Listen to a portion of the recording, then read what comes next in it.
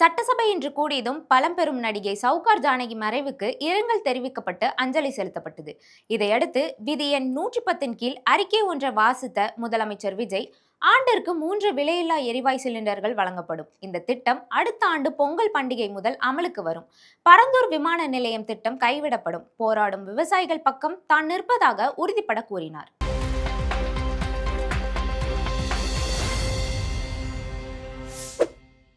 சவுகார் ஜானகி அவர்கள் மறைவு ஒரு பழம்பெரும் நடிகையின் மறைவு மட்டுமல்ல, ஒரு சகாப்தத்தின் நிறைவாகவும் தென்னிந்திய திரையுலகின் ஈடு செய்ய முடியாத பேரிழப்பாகவும் இப்பேரவை கருதுகிறது. அன்னாரது மறைவால் அவரை இழந்து வாடும் அவரது குடும்பத்தினருக்கும் இந்திய திரையுலகினர் உள்ளிட்ட அனைவருக்கும் இப்பேரவை தனது ஆழ்ந்த இரங்கலையும் அனுதாபத்தினையும் தெரிவித்துக் கொள்கிறது. இந்த இரங்கல் தீர்மானத்தை நிறைவேற்றும் முகத்தானும் மறைந்த பெருந்தகைக்கு மரியாதை செலுத்தும் வகையிலும் மாண்பு உறுப்பினர்கள் அனைவரும் எழுந்து நின்று 2 மணித்துளிகள் அமைதி காக்குமாறு கேட்டுக்கொள்கிறேன். போர் சூழல் காரணமாக எரிவாயு சிலிண்டர் கிடைப்பதில் தட்டுப்பாடு நிலவி வருகின்றது. இதனால் மாற்று எரிபொருளை பயன்படுத்தி வருவதாலும் எரிவாயு சிலிண்டர் விலை உயர்வினாலும் பொதுமக்கள் தங்களது வருவாயிலிருந்து கூடுதலான தொகையினை செலவிட்டு இன்னலுக்கு ஆளாகி வருகின்றனர். இதனை கருத்தில் கொண்டு நிதி நெருக்கடியான சூழலிலும் பொதுமக்களின் நிதி சுமையினை குறைக்கும் வகையிலும் பொதுமக்களின் நலனை பாதுகாக்கவும் மக்களுக்கு அளித்த வாக்குறுதியை நிறைவேற்றும் நோக்கிலும் எரிவாயு சிலிண்டருக்காக செலவழிக்கப்பட்டு வரும் தொகையினை அவர்களுக்கு வழங்க அரசு முடிவு செய்துள்ளது. எனவே குடும்பத் தலைவிகள் பயன்பெறும் வகையில் முதல் கட்டமாக அன்னபூர்ணி சூப்பர் 6 திட்டத்தில் ஆண்டிற்கு 3 விலையில்லா எரிவாயு சிலிண்டர்கள் வழங்கப்படும். எரிவாயு சிலிண்டருக்கான விலை பயனாளிகளின் வங்கி கணக்கில் நேரடியாக வரவு வைக்கப்படும். இத்திட்ட பயனாளிகள் எரிவாயு சிலிண்டர் பதிவு செய்து சிலிண்டர் பெற்றவுடன் எண்ணெய் நிறுவனங்களிடமிருந்து பட்டியல் பெற்று சிலிண்டருக்கான விலை பயனாளிகளின் வங்கி கணக்கில் வரவு வைக்கப்படும். இத்திட்டத்தினால் சுமார் 1,30,16,104 குடும்பங்கள் பயனடைவார்கள். ஆண்டு வருமானம் ரூபாய் 2.5 லட்சத்திற்கு மிகாமல் உள்ள பொருளாதாரத்தில் பின்தங்கியுள்ள குடும்பத்தினர், சிறு குறு விவசாய குடும்பத்தினர், மாற்றுத்திறனாளி குடும்பத்தினர் போன்ற சமூகத்தில் உள்ள நலிந்த குடும்பத்தினர் பயனடைவார்கள். இத்திட்டத்தினை செயல்படுத்துவதற்கான ஆயத்த பணிகள் துவங்கப்பட்டுள்ளது. இத்திட்டம் வரும் பொங்கல் பண்டிகை ஜனவரி மாதம் முதல் செயலாக்கத்திற்கு கொண்டு வரப்படும். இத்திட்டத்திற்காக ஆண்டுதோறும் தோராயமாக 4000 கோடி ரூபாய் ஒதுக்கீடு செய்யப்படும் என்பதை மாண்புமிகு பேரவைத் தலைவர் வாயிலாக இந்த அவைக்கு தெரிவித்துக் கொள்ள விரும்புகிறேன்.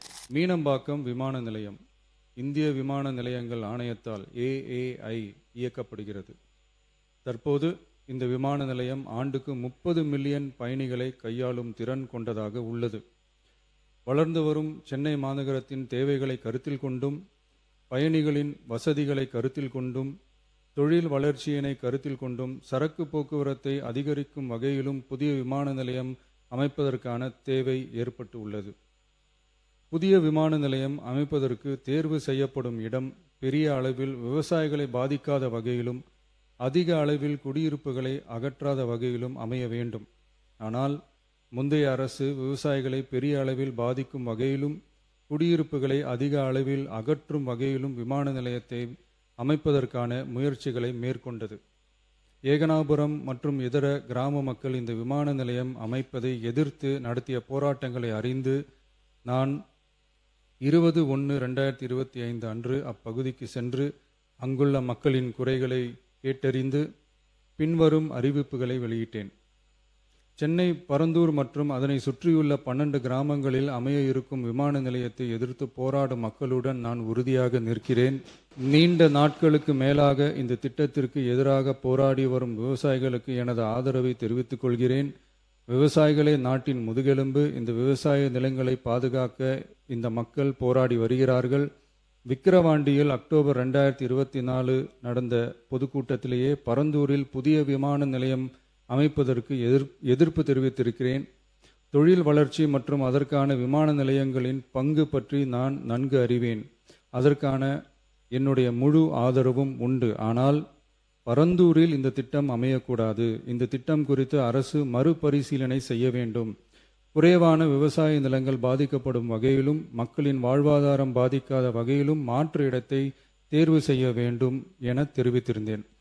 மக்கள் மத்தியிலே நான் அன்றே அறிவித்ததை நிறைவேற்றும் பொருட்டு புதிய விமான நிலையம் அமைப்பது குறித்து உயர் அதிகாரிகளிடமும் துறை வல்லுநர்களிடமும் விரிவாக ஆலோசனை நடத்தினேன்.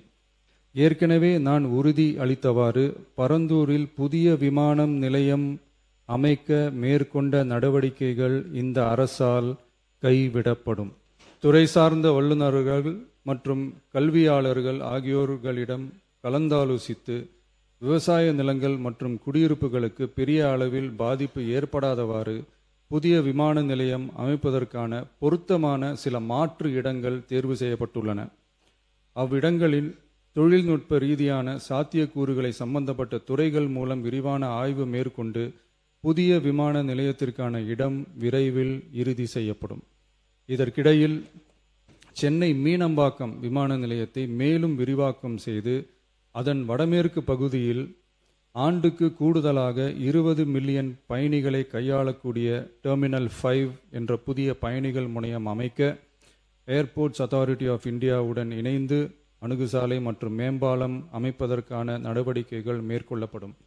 சென்னை மீனம்பாக்கம் விமான நிலையத்தில் தற்போது நடைபெற்று வரும் டெர்மினல் 3 பயணிகள் முனையம் கட்டுமான பணிகள் முடிவுற்ற பின் ஆண்டுக்கு 35 மில்லியன் பயணிகளை கையாளக்கூடியதாக இருக்கும். மேலும் புதிய டெர்மினல் 5 பயணிகள் முனையம் செயலாக்கத்திற்கு பிறகு ஆண்டுக்கு மொத்தம் 55 மில்லியன் பயணிகளை கையாளக்கூடியதாக இவ்விமான நிலையம் இருக்கும்.